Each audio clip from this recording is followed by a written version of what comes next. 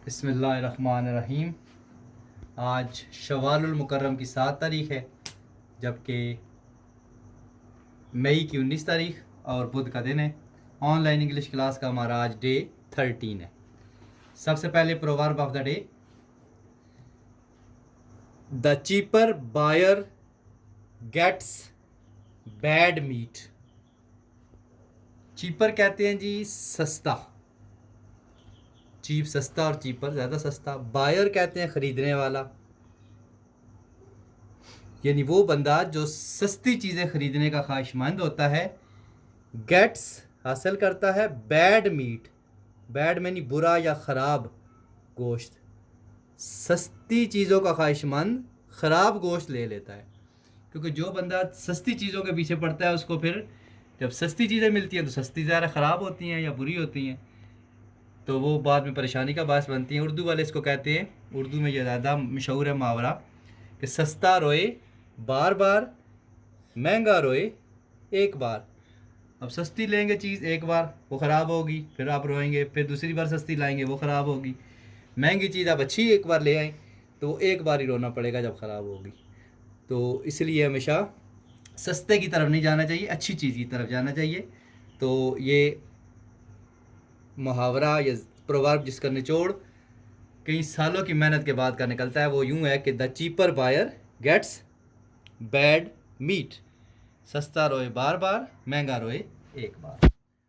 आज के लेसन की तरफ आते हैं। तो ये वो लेसन है जो इधर लिखा हुआ है, ये आपने कल सीखा था, याद है आपको? याद होना चाहिए। आधे मिनट में मैं इसको रिपीट करता हूँ। प्रेजेंट इंडेफिनिट टेंस था, उर्दू में इसकी पहचान है, उर्दू फिक्रे के आखिर में ता है, ती है, ते हैं वगैरह आता है। जब बस इसकी इंग्लिश बनानी होती है तो 4 स्टेप हैं। पहले सब्जेक्ट, दूसरा हेल्पिंग वर्ब, तीसरा फॉर्म ऑफ द वर्ब, चौथा ऑब्जेक्ट। हेल्पिंग वर्ब हर टेंस के अपने होते हैं और प्रेजेंट इंडेफिनिट के टेंस के हेल्पिंग वर्ब याद कर लें आप, वो कौन से हैं, डू और डस। लेकिन सादा फ़िक्रों में वो डू और डस इस्तेमाल नहीं होते। जब हम फ़िक्रे बनाएंगे तो फिर मैं बताऊँगा क्या इस्तेमाल नहीं होते।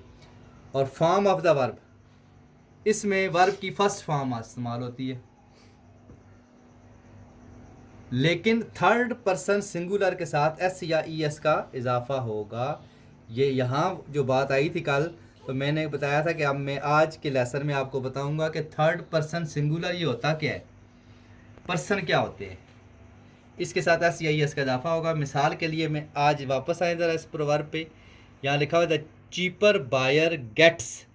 अब असल लफ्ज़ है गेट, इंग्लिश में हासिल करना, गेट, लेकिन यहाँ पे क्या हुआ, गेट्स, एस का इजाफा है गेट के साथ। वो एस का इजाफा क्यों है? क्योंकि ये जो चीपर बायर है, ये चीपर जो बायर है ये क्या है, थर्ड पर्सन सिंगुलर। बायर मैंने खरीदने वाला एक बंदा है, सिंगुलर मैंने एक है थर्ड पर्सन। थर्ड पर्सन कैसे है? अब आप पर्सन आज के लेसन पे आ जाएं।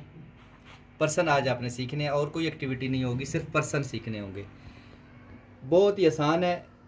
ये प्रोनाउन होते हैं इंग्लिश में, जो मैंने आप पार्ट्स ऑफ स्पीच बताए थे ना, उसमें जो प्रोनाउन आए थे ना, नाउन के बाद प्रोनाउन, जो नाउन की जगह इस्तेमाल होता है, ये वो होते हैं। 3 किस्म के पर्सन होते हैं, फर्स्ट पर्सन, सेकंड और थर्ड। जब आप अपनी बात करते हैं, अपनी बात करना, ये फर्स्ट पर्सन होता है। जब अपनी बात आप करेंगे तो कहेंगे मैं यानी आई, तो आई फर्स्ट पर्सन है। अगर अपने साथ आप दूसरे कुछ बंदों को भी शामिल कर लेते हैं तो आप कहते हैं जी हम, उसमें हम में भी मैं शामिल होता है, वुई, यानी वुई में भी आई शामिल होता है, जो बंदा कह रहा है वो खुद भी शामिल होता है। तो आई और वुई ये 2 है फर्स्ट पर्सन। पूरी इंग्लिश में फर्स्ट पर्सन सिर्फ 2 है, आई और वुई।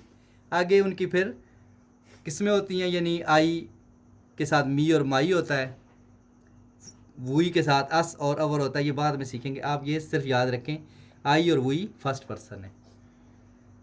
सेकंड पर्सन यानी अगर आप अपनी बात ना करें, उस बंदे की बात करें जो आपके सामने है, उसे आप कहेंगे तुम के लिए इंग्लिश है यू। अच्छा ये एक, ये वहाँ पे वो 2 थे, देखें, आई यानी एक हो तो आई, ज़्यादा हूँ तो वही, यू मैनी तुम। अब तुम यानी सामने वाला बंदा अगर एक है, आप उसे कहेंगे तुम यानी यू। अगर वो 1000 है तब भी आप कहेंगे यू, आप भी कहें तो इंग्लिश उसमें यू ही आती है। तो इसलिए उसकी जमा नहीं है, वो यू है। यानी फर्स्ट पर्सन अपनी बात आई और वी, सामने वाला बंदा जो खड़ा है आपके सामने है उसे आप कहेंगे यू। और फिर आ गया थर्ड पर्सन। थर्ड पर्सन में आ जाती हैं जी 3 चीज़ें बुनियादी तौर पर। सामने वाला, अब वो बंदा जो सामने नहीं है, ना आप खुद हैं ना वो बंदा जो आपके सामने है, बल्कि वो बंदा जो गायब है, जो सामने नहीं है, उसके लिए आप कहेंगे वो।